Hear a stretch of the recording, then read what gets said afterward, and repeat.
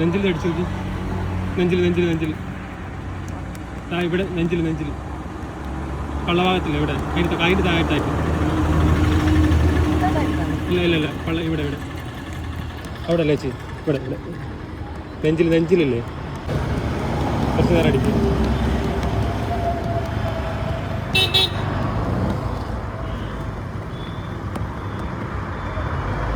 നല്ല അടി പിടിക്കണം.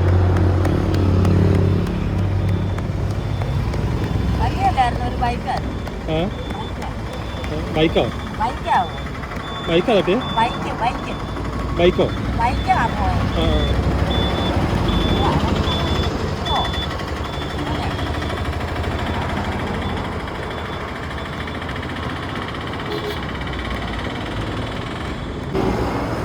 ചേച്ചിയുടെ പേരെന്താ? തങ്കമണി.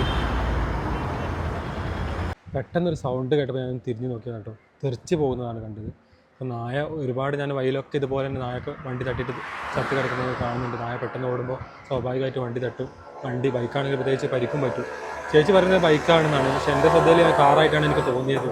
എന്തായാലും നായ ജീവൻ രക്ഷിക്കാൻ വേണ്ടിയിട്ട് ചേച്ചി നോക്കുമ്പോൾ അതെനിക്ക് കണ്ടു നിൽക്കാൻ പറ്റിയില്ല.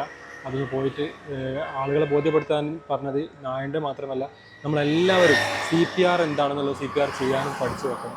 നമ്മളെ വീട്ടിലുള്ള എല്ലാവർക്കും പഠിപ്പിച്ച് കൊടുക്കുകയും വേണം. യൂട്യൂബിലൊക്കെ CPR എന്ന് അടിച്ചിട്ടുണ്ടെങ്കിൽ കറക്റ്റായിട്ട് എങ്ങനെ ചെയ്യേണ്ടതെന്നുള്ള കാര്യങ്ങളൊക്കെ അതിൽ നിന്ന് നമുക്ക് മനസ്സിലാക്കിയെടുക്കാൻ പറ്റും. ഒരുപാട് നമ്മൾ ആവശ്യമില്ലാത്തതായിട്ടൊക്കെ വീഡിയോ കാണുന്നുണ്ട്.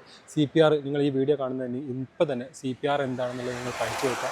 ഒരാൾ അബോധാവസ്ഥയിലായിട്ടുണ്ടെങ്കിൽ എങ്ങനെ CPR കൊടുക്കണമെന്നുള്ളതൊക്കെ ഒരുപാട് വീഡിയോകൾ യൂട്യൂബിൽ ചെയ്തിട്ടുണ്ട്. അതൊക്കെ ഒന്ന് കണ്ട് മനസ്സിലാക്കുക.